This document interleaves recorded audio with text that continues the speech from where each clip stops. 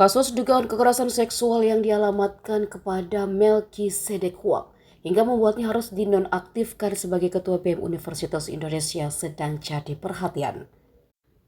Tudingan terhadap Melki melakukan pelecehan seksual pertama kali diperbincangkan di media sosial X dan diunggah akun @bulanpemalu.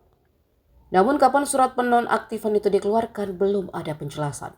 Akun tersebut hanya mengunggah tangkapan layar dari SK penonaktifan Melki dan isi chat pemberitahuan dari Wakil Ketua BEM.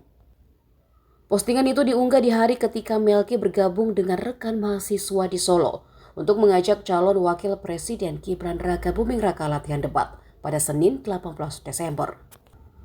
Melki bahkan masih menyindir calon Presiden Prabowo Subianto atas pernyataannya ndasmu etik yang viral.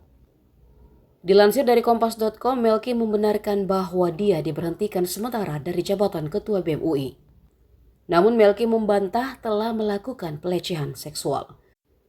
Pada Selasa 19 Desember, Melki mengatakan belum mengetahui aturan yang ia langgar. Ia juga mengaku belum menerima panggilan dan penjelasan apapun mengenai tuduhan tersebut. Hidup mahasiswa! Hidup mahasiswa! Hidup rakyat Indonesia!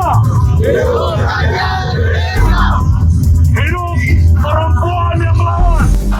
Semua orang yang berkata tidak politik adalah orang-orang yang mengenyampingkan etika hanya demi kekuasaan politik. Orang-orang yang berani mengatakan tidak politik adalah orang-orang yang tidak pernah belajar apa itu etika, moral, sopan santun dan tata krama.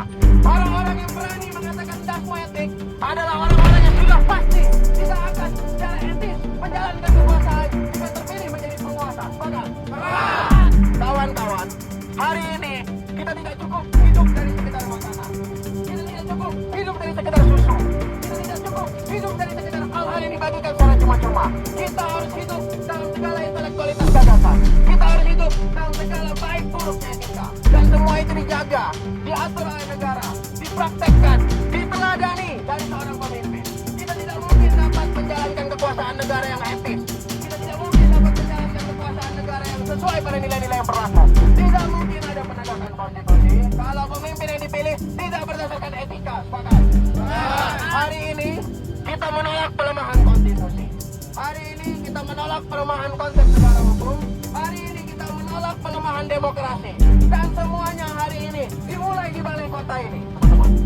Jika ada yang bertanya, mengapa banyak sekali hal buruk yang terjadi di Jakarta terkait pelemahan konstitusi, terkait pelemahan demokrasi, terkait pelemahan dasar-dasar etik dalam menjalankan kenegaraan. Semua karena orang yang memimpin di balai kota Surakarta ini. Hari ini itu harus dilawan. Itu harus dilawan. Cukup sudah berbagai pelemahan konstitusi. Cukup sudah berbagai pelemahan demokrasi. Hari ini kami sudah muak, kami sudah gerak, kami akan melawan. Solo hanyalah salah satu kota dari berbagai panasnya kobaran api di semua kota di seluruh Indonesia untuk melawan upaya-upaya pelemahan konstitusi, untuk melawan upaya-upaya pelemahan demokrasi.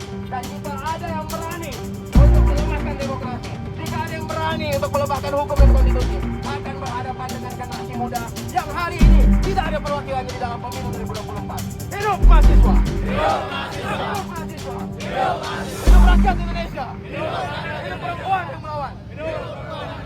Download Tribun X sekarang, menghadirkan lokal menjadi Indonesia.